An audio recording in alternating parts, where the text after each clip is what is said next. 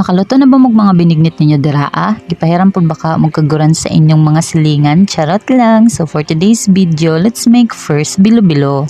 So first things first, maglata sa taog sago kay dugay kaayo ni siya muhumok mga mi, especially na tong mga dagko. Next, naapoday tay ginaling na malagkit og glutinous rice. Of course, since bilo-bilo man ni need gud nato ning main character for today's video. Gihinahinay ra pud ay nato ang pagbutang sa tubig para ato ang matansya iyang texture. After the process, ato asa ning iset aside ug iandam na pod ang sunod na mga ingredients sama sa saging na hinog ug kamote.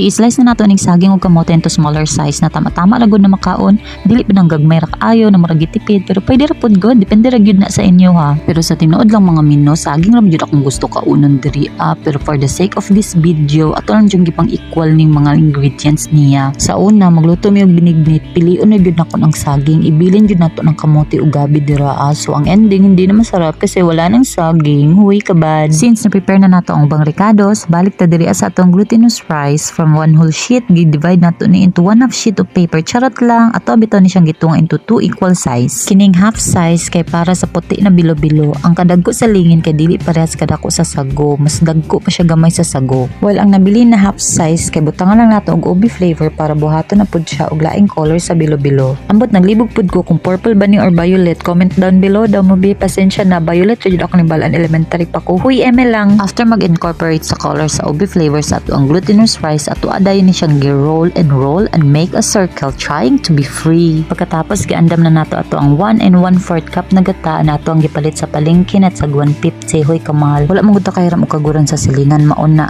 pagkahuman gibutangan pa dayto nato siya og 900 ml na tubig ug 1 cup na white sugar. Gipabukal ra nato ni siya og pagkabukal gihinahinay nato butang ni ato ang gipanglingi-lingi na malagkit. Take note di ay pa isa-isa lang inyong pagbutang kay para dili siya magdigkit-digkit gani pagkatapos inyo siyang ukay-ukayon. Kumulutaw na gani siya, meaning to say goods na siya.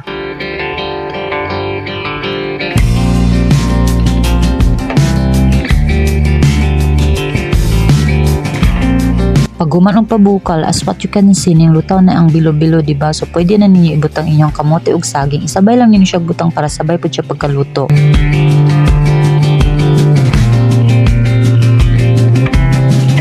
After pila ka minutes, feeling na ko luto na yun ni siya. So pwede na nato ni siya ibutang ang mga sago na ato ang gilataan ganiya sa ato ang first video. Mao na siya ang last ricados nato ang kailangan para makaingon gyud tag luto na ato ang bilo-bilo.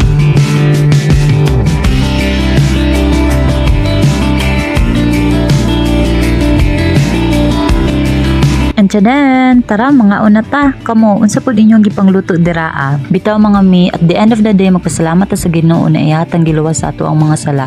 It's Good Friday. Thank you Lord.